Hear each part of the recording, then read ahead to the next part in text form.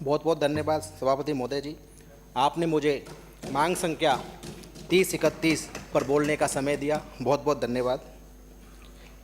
आज मैं इस सदन में हमारे सत्ता पक्ष के साथी भी बैठे हुए हैं, विपक्ष के भी बैठे हुए हैं, और हम आज जिस मांग संख्या पे अपने बात रख रहे हैं, मेरा सभी से अनुरोध है कि आज राजस्थान के अंदर SC, ST, OBC, EWS जितने भी हमारी आरक्षण की व्यवस्था है उस पर हम अपनी बात रख सकें, क्योंकि 8 करोड़ की जनता ने हमको यहाँ चुन के भेजा है।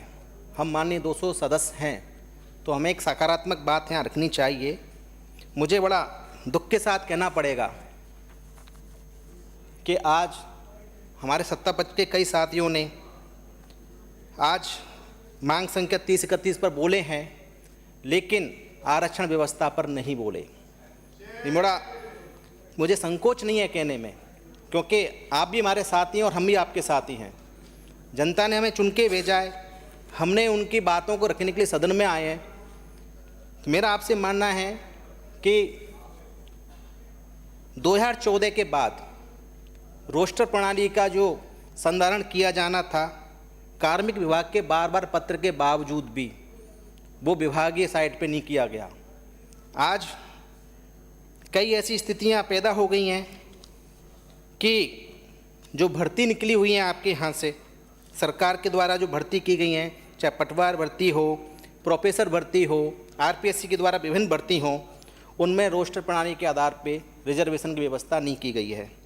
अभी मैं आपको सदन के माध्यम से, माननीय सभापति महोदय, सदन में आपके माध्यम से कुछ बातें रखने चाहता हूं कि पटवार भर्ती 2025, इसमें SC, ST, OBC जो वर्ग के लिए जो रिजर्वेशन था उसके आधार से जो भर्ती होनी चाहिए थी, उसके अंदर आप देखिए टोटल 1733 पदों में से SC के लिए 16% के आधार पे 277 पद स्वीकृत होने चाहिए थे और हुए कितने? 229 मात्र।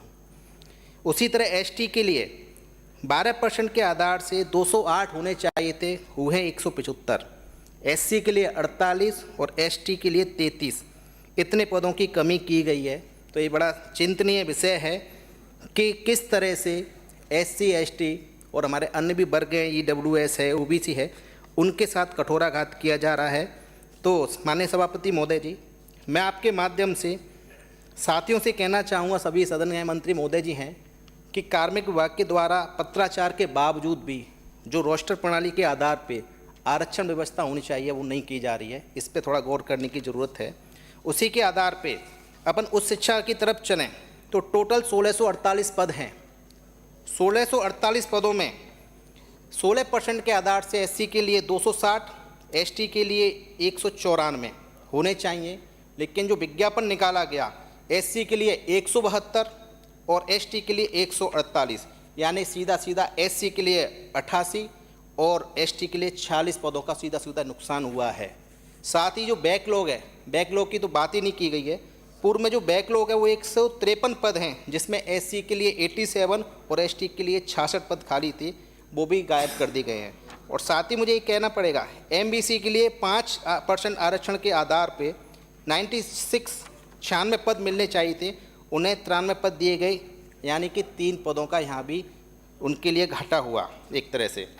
साथ ही मैं ये कहना चाहूँगा कि हमें बहुत सारी चीज़ें ऐसी हैं जो 8 करोड़ की जनता ने चुन के भेजा और हमें सदन में रखनी चाहिए। चूँकि हमारे कई सदस्य हैं, पता नहीं क्यों नहीं बोल पाते हैं। बोलना चाहिए हम सबको, आरक्षण व्यवस्था बोलनी चाहिए, क्योंकि 8 करोड़ की जनता ने चुन के भेजा हमें यहाँ पर, और हम सभी साथी यहाँ हैं। हम अब यहाँ नहीं बोलेंगे तो कहाँ बोलेंगे?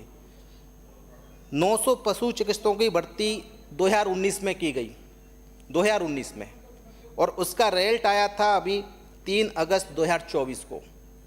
उसमें अपन देखें, उसके अंदर जो SC, ST की कैटेगरी हैं उसमें न्यूनतम अंकों का कोई प्रावधान नहीं रखा गया, कोई भी प्रावधान नहीं रखा गया। इसके अंदर जब परिणाम को देखने को मिला कि पूर्ण एलिजिबल छात्र उपलब्ध होने के बावजूद भी ST के 63 पद खाली रखे गए और SC के 39 पद खाली रखे गए। यहाँ भी हमारे SC ST भाइयों के अधिकारों का हनन हुआ। ये भी माननीय सभापति महोदय जी, आपके माध्यम से मैं कहना चाहूँगा इस सदन में कि हमें इस पे गौर करना पड़ेगा इसके ऊपर। साथ ही सहकारिता के अंदर अपन देखते हैं राजस्थान में लगभग 41,000 से अधिक सहकारी संस्थाएं हैं।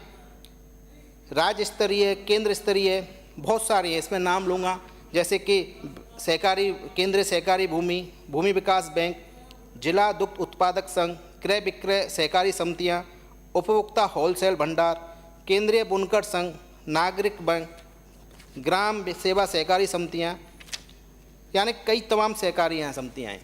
इसके अंदर सहकारी संस्थाओं में केंद्र भारत सरकार की हिस्सा पूंजी अंशदान सहायता की राशि विनियोजित की जाती है। साथ ही मैं कहूँगा कि इसमें SC ST जो वर्ग है केवल संचालक मंडल के पदाधिकारियों के लिए ही इसमें हमें शामिल किया जाता है, SC ST वर्ग के लिए। अगर आप इसमें उनके अध्यक्ष और उपाध्यक्ष के लिए अगर आप आरक्षण की व्यवस्था कर देंगे तो हो सकता है कि हमारे भी लोग अध्यक्ष उपाध्यक्ष बन करके अपनी सेवाओं को देने का मौका देंगे।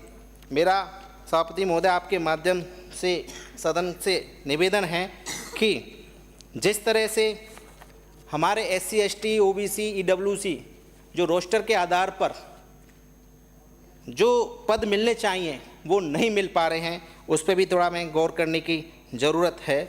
साथ ही छात्रवृत्ति, चूँकि मैं धौलपुर की बछड़ी विधानसभा से आता हूँ, हमें कई फ़ोन आते हैं कि साहब हमको छात्रवृत्ति नहीं मिल पा रही है, हमें समय पर छात्रवृत्ति नहीं मिल पा रही है। इस पर भी गौर करने की ज़रूरत है कि राज्य सरकार और केंद्र सरकार कहाँ से फंडिंग नहीं हो पा रही है। आपकी डबल इंजन की सरकार है, आप त्वरित फंड लेकर के बच्चों के छात्रवृत्ति डालेंगे तो हो सकता है कि उनके कहीं से कर्ज लेकर के अपनी फ़ीस भरी हो, उन पे किसी तरह का आर्थिक रूप से दबाव हो तो वो कम हो सके और वो अपने शिक्षा पे ध्यान दे सकें। चूँकि SC ST OBC में हमारी पूर्ववर्ती सरकार ने हमेशा इन वर्गों का ध्यान रखा है, लेकिन इस बजट के अंदर हम SC ST OBC लोगों को बिल्कुल ठगा होना पड़ा है, बिल्कुल ठगा गया हम लोगों को। साथ ही मैं कहना चाहूँगा कि मैं धौलपुर में कई आवासीय छात्रावास जिनमें मैं गया हूँ देखने के लिए, उसके अंदर कहीं बेडशीट नहीं है, कहीं चादर नहीं है, उड़ने के लिए अपने जो रजाई गद्दे तकिए होते हैं वो भी सही प्रॉपर तरीके से नहीं है, बिल्कुल गंदे फटे हाल पे हैं, और खाने के जो बर्तन हैं वो भी नहीं है।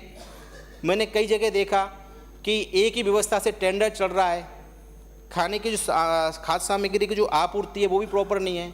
और तो सभापति महोदय जी, मैंने जब वहाँ चेक किया विजिटर रजिस्टर चेक किया तो उसमें अधिकारी भी कम से कम साल में एक बार सिर्फ चेकिंग करने आया। ये बड़ी शर्म की बात है। मैं आपको ये कहना चाहूँगा सदन में आपके माध्यम से कम एक ऐसी नीति अधिकारी, चाहे उपखंड अधिकारी हो, तहसीलदार हो, BDO हो या कोई प्रॉपर अधिकारी वहाँ पे जाकर के समय समय पे महीने में एक बार तो विजिट करें, बाकी समस्याओं को देखें, बच्चे किस हालात पे रह रहे हैं। क्योंकि वो आवासीय छात्रावास, चाहे उनकी बिल्डिंग हो, चाहे उनके एजुकेशन हो, चाहे गेम्स के संसाधन हो, कुछ नहीं आज वहाँ पे। ये बड़ा कहने के लिए मैं इस सदन में आपके माध्यम से कह रहा हूँ। साथ ही हॉस्टल अधीक्षक, बहुत सारे पद खाली पड़े हैं हॉस्टल अधीक्षक के, कई बार हम डेपुटेशन पे लगाते हैं उनको। मेरा माननीय सभापति महोदय जी, सदन में आपके माध्यम से सरकार से निवेदन है कि हॉस्टल अधीक्षकों की जल्दी से जल्दी भर्ती की जाए, जिससे डेपुटेशन पे हम लोगों को नहीं लगाना पड़े। साथ ही यहाँ मैं सरकार से आपके माध्यम से निवेदन करता हूँ कि माननीय मुख्यमंत्री महोदय जी, SC ST OBC EWC वर्ग के लिए अलग से एक नीति लाएं। माननीय सभापति महोदय जी, मुझे आपका संरक्षण चाहिए। मैं पहली बार का विधायक हूँ और मुझे बोलने का मौका मिला है, तो मैं चाहता हूँ 5 मिनट आपसे निवेदन है मेरा, 5 मिनट बस प्लीज। वक्त बहुत है, ये है, आप बात उनके उत्थान के लिए नीति बनाई जाए। साथ ही हमारी सरकार के समय में, हमारी पूर्ति सरकार के समय में दिव्यांगों के लिए 5000 स्कूटियाँ देने का प्रावधान था। आप 24-25 के बजट में मात्र 2000 स्कूटियाँ दी गई दिव्यांगों के लिए और 25-26 के बजट में 3000। 24-25 के बजट में धौलपुर जिले में मात्र 27 स्कूटियाँ मिली थीं, जिसमें बसड़ी विधानसभा में सिर्फ 4 स्कूटियाँ आई। मेरा सदन में माननीय सभापति महोदय जी आपके माध्यम से विनती है कि इसमें दिव्यांग स्कूटियों को और बढ़ाया जाए। साथ ही माननीय सभापति महोदय, मुझे आपके माध्यम से सदन में बात रखने का मौका मिल रहा है कि प्रदेश के अंदर एससी समुदाय के राजकीय कार्यों के विरुद्ध जातीय द्वेषता एवं बदले की भावना से निलंबन एवं अनुशासनात्मक कार्रवाई की जा रही है। मैं आपके सामने कुछ बिंदुएं रखूंगा। इसमें मुझे आपके माध्यम से सरकार को कहना पड़ रहा है कि दिनांक 14 दिसंबर 2023 को दौसा क्षेत्र के मंडावरी गांव के एससी समुदाय के 8वीं की स्कूल की छात्रा का अपहरण कर बलात्कार किया गया। 26 जनवरी 2024 को गणतंत्र दिवस के समारोह में श्रीमती हेमलता बैरवा प्रबोधक राजकीय उच्च प्राथमिक विद्यालय लकड़ाई तहसील किशनगंज जिला 12 को अपने संवैधानिक दायित्व निभाते हुए उनको पे भी अनुशासनात्मक कार्रवाई की गई। ये सोचने लायक विषय है। 15 फरवरी 2024 को झालावाड़ रोड के स्कूल विकलांग दलित उपाचार्य श्री प्रवीण कुमार जाटव को इस विद्यालय में अपमानित कर प्रताड़ित किया गया। 8 फरवरी 2024 को श्रीमती पूजा बुनकर अनुसूचित जाति की अध्यापिका राजकीय प्राथमिक विद्यालय रोजड़ा जालसू जिला जयपुर के साथ स्कूल के स्टाफ के द्वारा जातीय भेदभाव, अत्याचार एवं उत्पीड़न किया गया और उन्हें बिना किसी के आधार पर निलंबित भी किया गया। साथ ही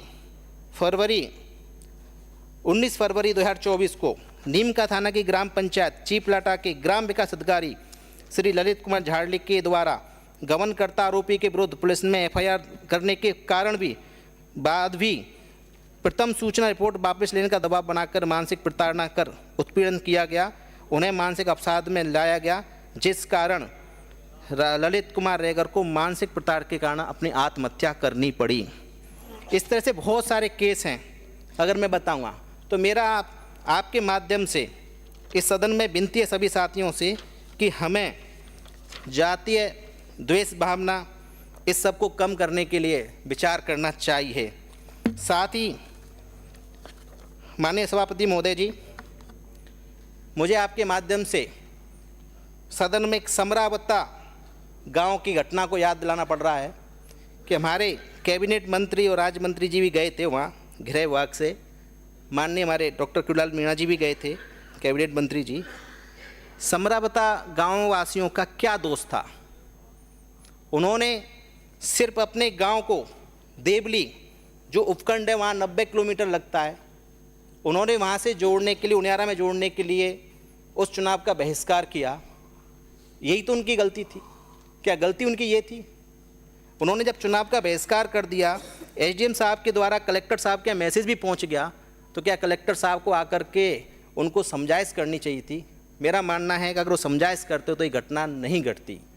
घटना घटी वहाँ के निर्दलीय हमारे जो चुनाव लड़ने वाले थे प्रत्याशी, वो वहाँ गए।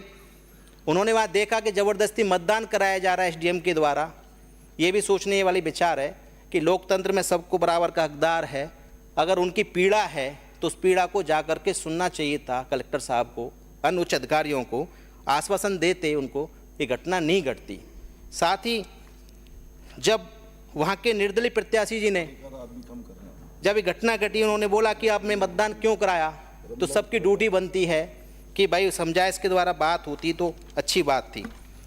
घटना घटी, घटना के बाद थप्पड़ कांड भी हुआ, सारी चीज़ हुई। लेकिन शाम के टाइम जब वहाँ के समरावता के सारे निवासी मीनावाटी गानों के साथ अपना मनोरंजन कर रहे थे, तो वहाँ पुलिस प्रशासन के द्वारा गांव को घेर करके और लोगों को ज़बरदस्ती आंसू गैस और कई सारे डंडे पत्थर आदि से उनको भगदड़ मची, उनको मारा पीटा गया और ज़बरदस्ती उनको जेल में डाला गया। वहाँ पे सरकार के 2 मंत्री गए और दोनों मंत्रियों ने न्यायिक जांच की बात कही लोगों ने। क्या मैं माननीय सभापति महोदय जी आपके माध्यम से कहना चाहता हूँ, क्या सरकार समरावता गांव की न्यायिक जांच कराने की मंशा रखती है? ये हमें सोचने लायक बात है। 8 करोड़ जनता ने हमें चुन के भेजा है, हमें कुछ मान रखना चाहिए राजस्थान का। हमारी परिपाटी रही है इस सदन के अंदर, हम सबको बोलने का हक अधिकार भी है। मेरा सभी साथियों से निवेदन है, चूँकि हम यहाँ पे आए हैं, मैं भी बसेड़ी में ऐसी विधानसभा से आया हूँ और यहाँ आया हूँ तो बाबा साहब के कलम के द्वारा आया हूँ, बाबा साहब के रिजर्वेशन के द्वारा मैं यहाँ आया हूँ। तो हमें हक है, पूरा अधिकार है कि हम अपने लोगों के लिए यहाँ बोलें। तो मेरा माननीय सभापति महोदय जी, आपके माध्यम से इस सदन के सभी सदस्यों से विनती है कि हमें SC ST EWS OBC वर्ग के उत्थान के लिए कम से कम सरकार से अपने अपने क्षेत्र में मांग डिमांड करनी चाहिए। और साथ ही मैं एक लास्ट बात कह के अपनी बात रखूँगा। माननीय सभापति महोदय जी, धौलपुर की जनता ने, ये लोकतंत्र है, ये जनतंत्र है, भाजपा की वहाँ एक भी सीट नहीं आई तो क्या वहाँ लोग नहीं रहते हैं? आज धौलपुर के साथ इतना कुठाराघात क्यों किया गया? हमारे एक भी विधानसभा के अंदर खड़िया का काट दिया सरकार के द्वारा इस बजट में कोई प्रावधान नहीं किया गया। माननीय मंत्री महोदय, आपको आपसे नहीं कहेंगे, आप तो हमारे बुजुर्ग हैं और आपसे सीख रहे हैं हम तो पहली बार, आपको करना चाहिए था। 2-2 प्रस्ताव लिए गए, हम आपसे तो सीख रहे हैं, जब हम आपकी तरह करेंगे तो क्या होगा? हम तो चाह रहे हैं कि